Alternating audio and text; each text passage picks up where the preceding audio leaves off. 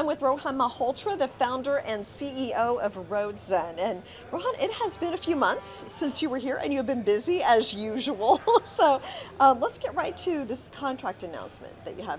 Tell me the details of that. So we just announced that we've won a contract with one of the largest Indian insurers, and we had made an acquisition in Q1 earlier this year called VehicleCare. And what VehicleCare does is that it extends Roadzen's capabilities into the claims ecosystem for auto. Um, what previously Roadzen would do is we would say, our AI, use the video, take a video of your car. Our AI can estimate the damage, and we can then give you a claim estimate within a couple of minutes. And that was the extent of our technology. When we acquired VehicleCare, we developed an additional piece to our stack, which is that they had their work software installed at 1,200 workshops all over the country in India. And so we couldn't now just say that this is the claim estimate. We could actually get it into a workshop, make sure the parts were available, the bay was open, the labor was available, because all of it is tracked in VehicleCare's auto space workshop management system. So now what we can promise an insurer is we will manage the claim end to end from accident to full resolution and make sure the car is delivered back to the customer in 48 hours.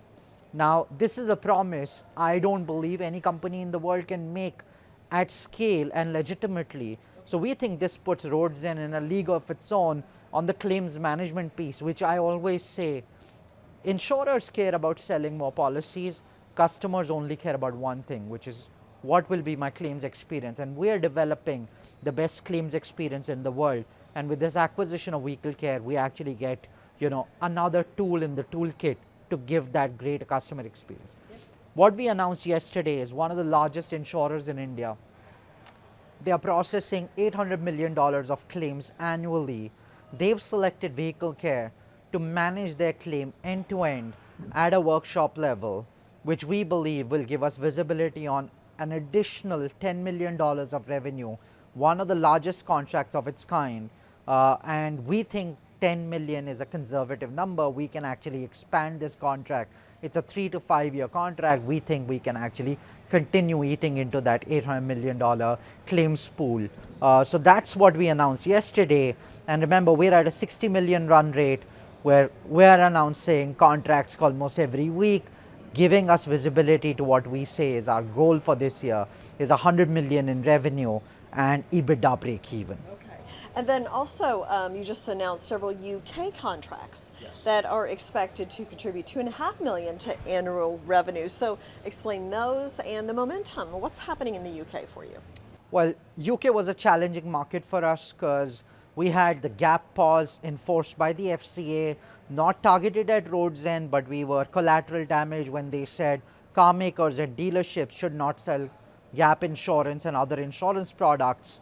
We basically paused per direction of the FCA, but we have seen green shoots emerge in our UK business over the last 2 quarters. We announced one of the global top 5 OEMs contracting with us in a major European country. That was in September, October last year.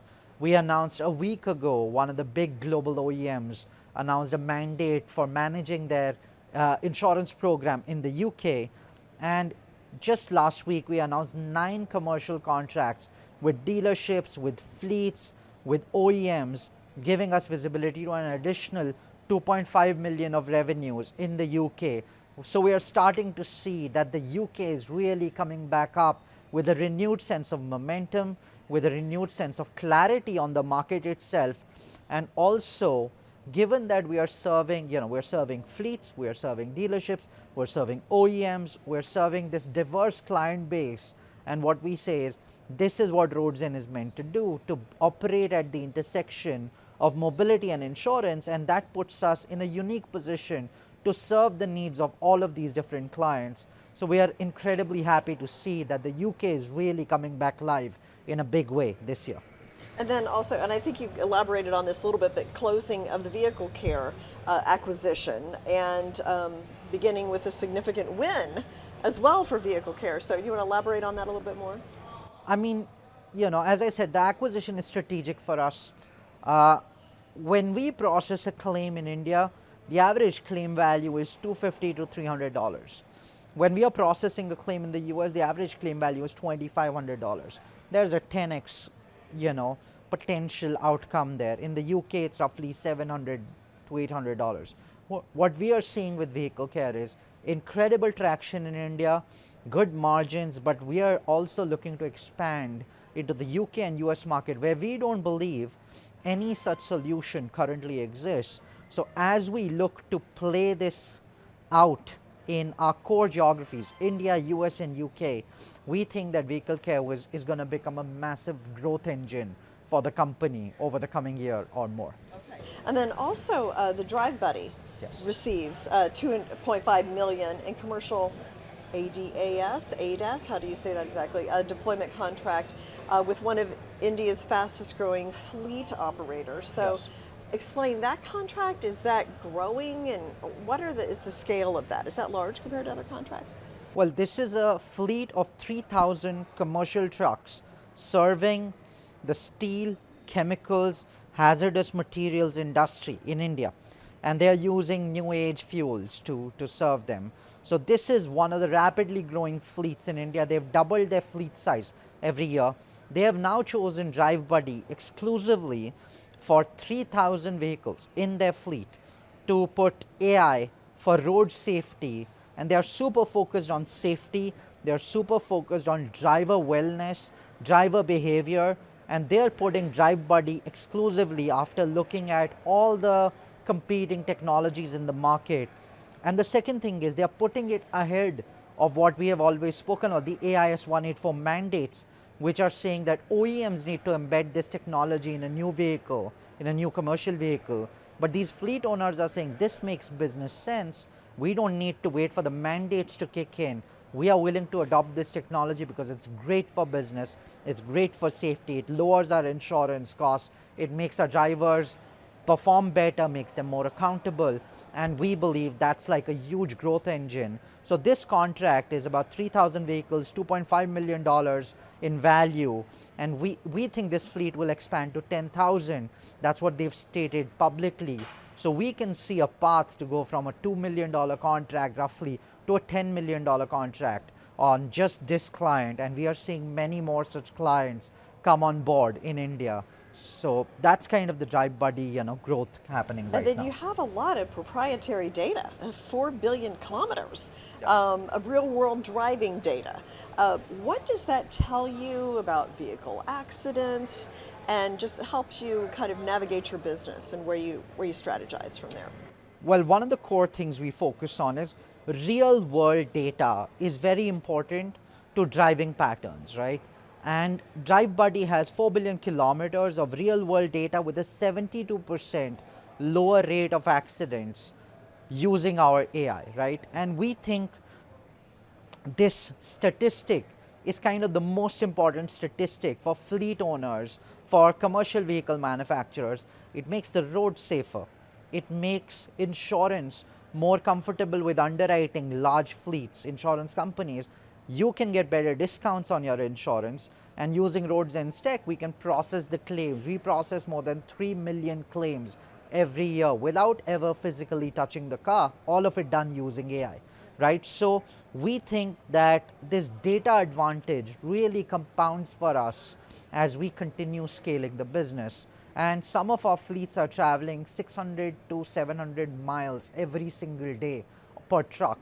So you can see that this data is compounding at a steady rate and gives us a real advantage on real world accuracy and precision in our AI models. Oh, I can see how that definitely would help business. So now, given the momentum and your profitability expectations, how do you view the valuation gap between the India business and your market cap here in the U.S.? Well, we trade roughly, let's say, between 120 to 130 million dollars on the Nasdaq. Just our India subsidiary is valued at 280 million dollars, which is more than 2x the value of the Nasdaq. We think there's a yawning gap. We also believe as we hit our goal of 100 million revenue this year, profitability this year. There are no AI companies that are trading at 1 times revenue. We think there is, the market um, needs more education probably on Roadzen. We are working hard towards that. But the company is doing all the right steps, bringing in new clients, hitting scale, hitting break even. And we're going to continue educating investors about the value of the company, where we see that most AI companies in the private markets are trading at 20x, in the public markets may be trading at 8 to 10x. We think as we hit scale, those numbers can become achievable Yeah. for the company. So, what are some, say, 2 to 3 catalysts that investors and that you're looking at over the next 6 to 12 months? Number one is we have a pipeline of roughly $300 million that we are executing on. So you're going to keep seeing we are winning contracts, we are bringing some of the largest insurers, largest fleets, largest OEMs live on Roadzen's platform. That will be one of the catalysts to track for investors. The second will be as we grow from roughly 15 million a quarter, which is the last reported quarter in December, we have said that every subsequent quarter will be better than the last, right?